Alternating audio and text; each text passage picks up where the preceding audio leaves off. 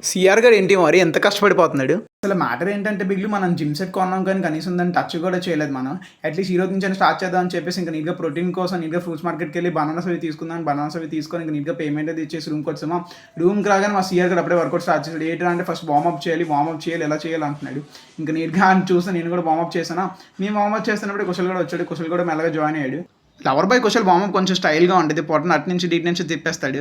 ఇంకా నీట్‌గా మళ్ళీ సీఆర్ గారు వార్మప్ స్టార్ట్ చేసాడా. ఏంట్రా ఎందుకురా ఇదంతా అంటే మళ్ళీ పుడతావా ఏంటి?